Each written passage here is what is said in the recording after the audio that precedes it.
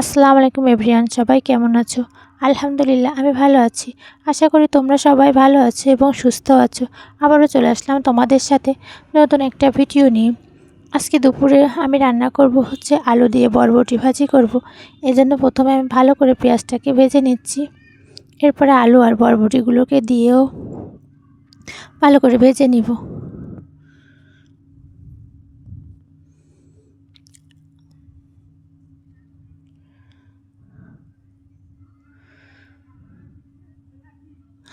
আসলে যেহেতু আমরা পরিবারের লোক সংখ্যা খুবই কম, এই জন্য আমরা খুবই সামান্য সামান্য রান্না করি। আর লোকজন বেশি হলে রান্নাও বেশি করা লাগে, আবার লোকজন কম সেই জন্য রান্নাও আমাদের অনেক কম করা লাগে। আমি আজকে দুপুরে শুধুমাত্র বরবটি আর আলু ভাজি করব, আর একটা সাগরের মাছ সেইটা ভুনা করব। প্রথমে আমি বরবটিটাকেই ভাজি করে নিচ্ছি।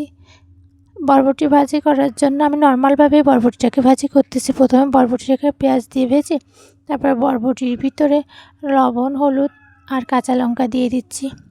এবার ভালো করে নেড়েচেড়ে মশলাটার সাথে বরবটিটাকে মিশিয়ে নিচ্ছে। আমি এই বরবটিটা ভাজির সাথে কোনো পানি ব্যবহার করব না, পানি ছাড়াই বরবটিটাকে ভাজি করব। আমি কিছুক্ষণ বরবটিটাকে ঢাকনা দিয়ে রাখবো সিদ্ধ হওয়ার জন্য। ঢাকনা খুলে বারবার নেড়েচেড়ে দেবো। যেহেতু আমি কোনো পানি ব্যবহার করিনি, এই জন্য বরবটিটা নিচে লেগে যাওয়ার ভয় থাকে। এজন্য বারবার করে ঢাকনা দিয়ে ঢেকে দিব, আবার বারবার ঢাকনা উঁচু করে বরবটিটাকে নেড়েচেড়ে ভালো করে মিশিয়ে নিব। আমার বরবটিটা প্রায় রান্না কমপ্লিট হয়ে গেছে। এবার আমি বরবটিটাকে নামিয়ে নিব। এবার আমি ওই কড়াইয়ের ভিতরেই তেল দিয়ে পেঁয়াজটাকে ভালো করে ভেজে নিব।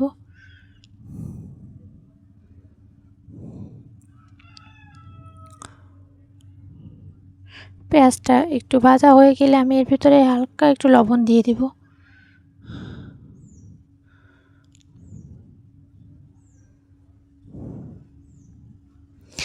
এরপর আমি এর ভিতরে একটু লবণ, হলুদের গুঁড়া আর শুকনো লঙ্কার গুঁড়া দিয়ে দিব।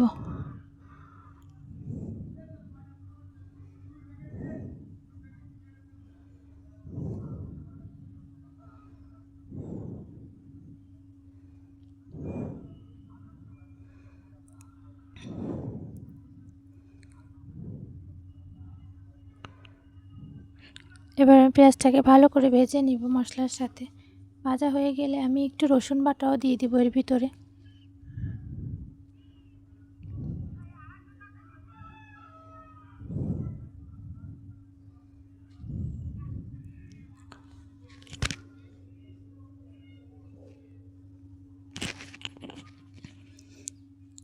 এরপর আমি এর ভিতরে সামান্য একটু পানিও দিয়ে দিব।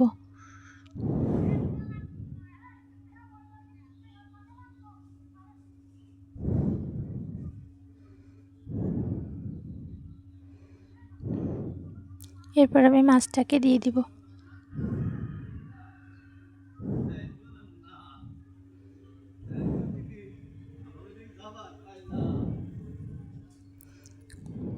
রান্নাটা আমার প্রায় কমপ্লিট হয়ে গেছে। এবার আমি গোসল করতে যাব। গোসল করতে যাওয়ার আগে আমার যে চুলাটা কেউ নষ্ট করে দিয়েছিল, ওই চুলাটা আমি একটু ঠিক করার চেষ্টা করতেছি। একটু কাদা দিয়ে চুলাটাকে একটু ঠিক করে রেখে যাচ্ছি। এই যে আমি দুপুরে রান্না করছি, আজকে দুপুরের খাবার হচ্ছে আমার মাছ ভুনা,